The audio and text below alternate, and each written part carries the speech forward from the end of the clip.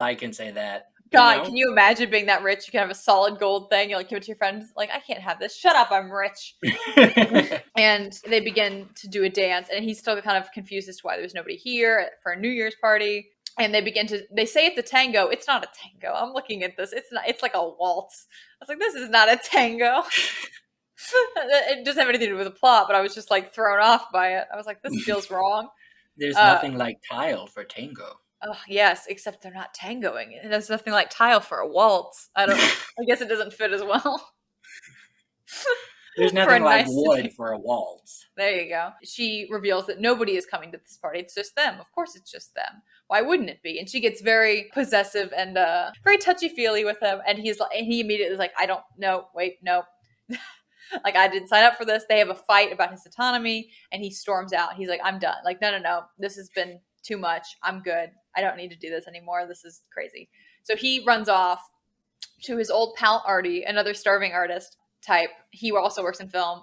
And Who they're having. is? Hold on. He's Jack Webb from Dragnet. You know the Dragnet television show where he plays a very serious police officer. But in this movie, he's like one of the happiest, funniest people that you could ever met. He's so chill. He's such a nice friend. He's such a good guy. Like, they come into this party, and you immediately realize you've kind of been trained to like see the world as just kind of this like quiet, sedate, like only these few people and stilted dialogue. It doesn't feel like there's a whole lot of life to it, but you just kind of accept that that's how the film is. And this, you get to kind of see like, oh, like it's a giant party with a bunch of people, but they're all cramped in this tiny, artist's apartment. But it's like the first sign of life in a while. You're like, oh goodness, like this is what it's supposed to be like, right? There's people, there's life, and people are excited and having fun. Like, wow, you kind of like him get adjusted to that feeling of being in that crazy house, that you kind of forget what real life is like. So he goes over to Artie, and they all rib him about his fancy suit, and he asks, hey, can I stay on your couch for a few days while I figure stuff out? He's clearly intending to leave, and he's like, yeah, sure, no problem. And then we run into Betty, who is Artie's girl. We did not know that in the past, but now we know. Intrigue. Artie's girl. So, and she's there, and it's like, hey. And while waiting for the phone, because he's going to call back at Norma's place, they have a discussion about art and how pictures should say a little something, and they should have meaning. And they have kind of a nice discussion about, all their discussions are like nice and kind of feel like director's inserts into like art. Because like, oh, like it should, like this actually, the script that you have here, Dark Windows, is actually, there's some good stuff in here. You could make something good with this. And he's kind of like, yeah. And they kind of have like a moment of like chemistry, and you kind of realize like, oh, like this is chemistry, what it's supposed to look like. It's not at all like his relationship with Norma at all. Like they kind of have fun zingers, and like they have this very dramatic dialogue they kind of both ham up and go into, which I think is the most like breath of fresh air we've seen so far in this film. And so while he's waiting for the phone, but then the phone's freed up, so he's allowed to go. So he pauses with this nice fun moment and gets on the phone with Max, and it's going to tell him he needs to leave. And Max is like, I can't talk right now. The doctor's here. And we find out she has attempted to end her life. So he is just dramatic. So he immediately feels awful and runs back and is sucked back in and sees her in her bewildered state and feels awful that he, helped cause it, because she's clearly upset and disturbed and is just needing somebody to love. And he kind of accepts that role, and time continues onwards, and he still stays around with her. And during this time period, Betty keeps trying to call Joe, and Max keeps saying, we don't know anybody here by that name. And so she keeps trying to get in contact with him. They then send off the script to Paramount. He then, at one point while they're driving around, she needs cigarettes. So he goes to the pharmacy, where apparently it's happening at the pharmacy. I don't know what it is about old school pharmacies. They had like food, and they had a whole thing. It's Schwab's drugstore. Also, which was like famous Hollywood drugstore where people would go from after their hard day's work at the movie studio. It was known that many stars would go to Schwab's drugstore, and it was rumored that Lana Turner was discovered at Schwab's, which she later said, no, that did not happen. But, anyway. Yes. But yes, it's like the place to be. Everybody's hanging out. Everybody's getting food. So he comes in to buy some cigarettes real quick. And runs into Artie and Betty. And Betty is there, and she's like, hey, I've been trying to call you for ages. Like, I looked through, your stuff, and I think it could be like worth selling. You could make something out of this.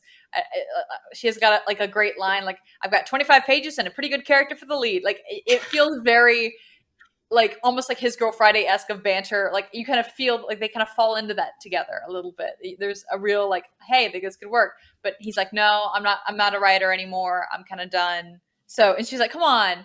And then he leaves without getting the cigarettes. He's just like in a hurry to like get out. So then Norma, during this time, notices that as time passes, Joe's obviously getting kind of bored. And so she tries to entertain with her old numbers in a kind of like hard to watch, like cringe inducing, because you're seeing this woman who's, 50, doing her old numbers from back when she was, a youth. And so she does her whole like Charlie Chaplin like routine to try to entertain him, which does nothing but make him uncomfortable. Then we get a call. She gets a call from Paramount, and it is not directly from DeMille, because that was who she worked with back in the day. She helped make the studio, obviously, so he should call her directly to talk about the script. But so she asks who's calling, and it's his assistant.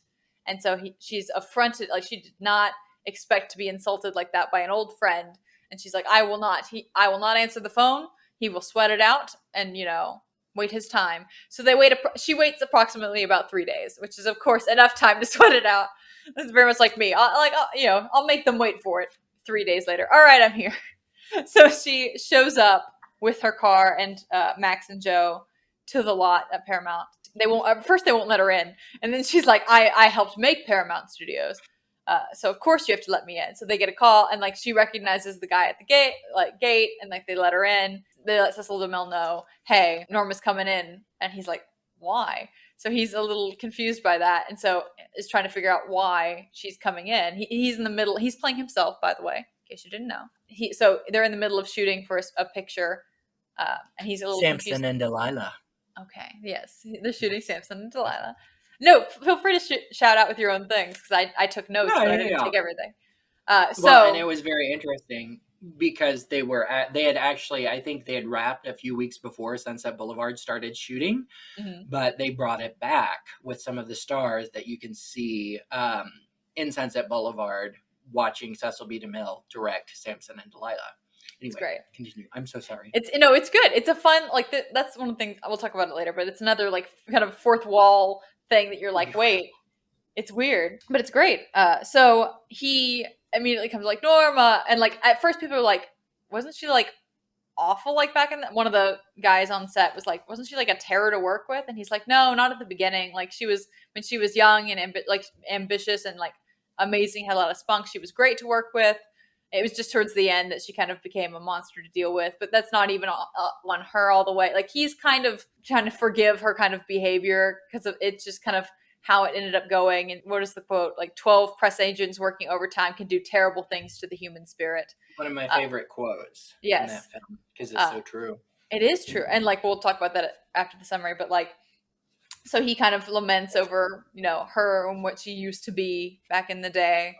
And how far she's fallen, quote unquote. So he comes over and greets her and is like, Norma, and like smoozing it up, like has her come sit down. And she reveals like, I got a call from your assistant, and you could have just spoken to me yourself. And so he's like, find out who told her, like who's getting her, why does she need to be here?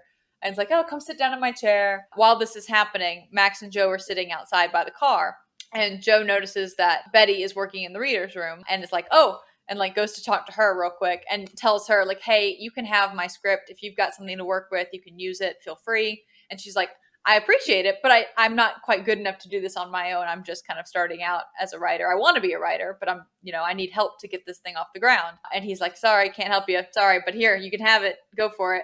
And she gets frustrated with him not going for it. And it's kind of, come on, this could be good. You could make art. It could be enjoyable. And he's like, yeah, okay, bye. And while they're waiting out here, Max is by the car, and he hears some of the production people talking about how, oh, this is the thing that they wanted for that picture. And we discover, both through the assistant telling DeMille and the guys talking to Max, that the only reason they called Norma is not for this bad script that they read she sent in. It's because they want to rent her car for a few days for another film they were shooting, because she's got a very cool car, which is heartbreaking to hear, because you almost kind of want her to be okay and to be wanted. So while this is happening, funnily enough, one of the lighting guys, Guy, recognizes Norma and like turns the spotlight towards her and is like, hey, it's me. And like people kind of start to recognize her. And it's like, Norma, I thought she was dead, which is not a great thing to have people think about you. But they all kind of swarm her, and she kind of gets her attention again, and she literally, the spotlight is on her, and she gets emotional about it and is very, excited to see people care about me. Like, it's true, I am big, I am a star. And so then Cecil DeMille comes back out, and is like, hey, and like he's about to try to explain to her, like, it's kind of funny, but and like tries to tell her, but then sees that she is very emotional and is weepy and is very like excited to make this picture and be that big again. And so she didn't realize how much she missed it being in this life. But DeMille tells Hawkeye to put that spotlight back where it belongs, and it's a very like poignant. I still remember that line to this day. Like, and the spotlight slowly turns back to the stage and away from Norma, and it's a very sad moment where you're like, yeah, I guess she doesn't belong in the spotlight anymore for being old. What a terrible crime. He can't bring himself to tell her what is happening, so he's like, okay, yeah, okay. Kind of tells her what she wants, ushers her back to her car, and she's like, I'm so excited, it's going to be great. While this is happening, Joe goes back to Max, and Max reveals the truth that they just want the car, and they all kind of rejoin together, and he's like, oh, great, this is going to be fun to explain to her, because she clearly doesn't know that this is not about her script anymore. So, but nobody says anything at first. So as the days pass, she does the most intense, horrifying beauty routine I've ever seen on film. It's like the opposite of a Miss Congeniality getting like beautified. You're just seeing her like torture herself and getting like mitts on her, like to look pretty and youthful again for this film that she is sure she's going to be in, and it's going to be her big comeback into Hollywood, and she's so excited. But she's like has to like count all her calories and make sure she's good, and has all these crazy treatments done to her. Kind of is a nightmare to watch. I was like, oh, that seems like a torture devices. Probably a more accurate version of what happens when you do those intense beauty routines than what you see in like the cute, like pretty dress up films. So then she starts to see that Joe is pulling away and has noticed that he has been gone at night sometimes. So she asks him, she kind of gets a little needy. And it's like, so where have you been? I had a nightmare last night. And I tried to come find you and you weren't there. And he's like, I took a walk. And she's like, well, the car was gone. And he's like, and he kind of has to try to like, I just went out. It's fine. Don't worry about it. And she's like asking, like, all I want is for you to be a little patient, a little kind with me. Like she's very needy and is clearly trying to grasp at this guy, try to keep him with her and feeling loved. Well, she's very childlike, which Yes. he references to several times throughout the film. Like reading her script, he talks about her childlike scrawl and how needy she is, and how she's been enabled and kind of pampered by. Well, I mean, even after all of her husbands left her, she's being enabled and pampered by Max. Yes, which we're getting into next. Yes. We find out then that Joe has been sneaking out at night. Yes, to go write the picture with Betty, and they have what feels like a true to form classic like couple of scenes writing where you're like this is what I remember about films. Like the banter is good. They have a great line like, don't you just hate yourself constantly? And it's like they just have a great back and forth, and they're writing the script, and it's like it feels good for him to actually make something that matters and to make something that is worthwhile. And there's a little bit of a flirty overtone, as with a lot of these dynamic duos. There's a little bit of a flirty overtone. And then we get to one of my favorite scenes in the whole thing. Like that when they take a break from writing, they walk through the old sets that are just on the lot.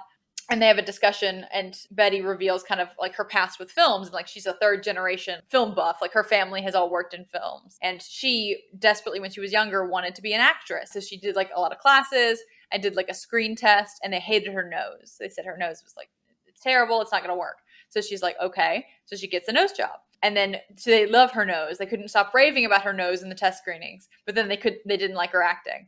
So then she was kind of forced into finding something else that worked. And it shows kind of that she is idealistic, but she's smart about it.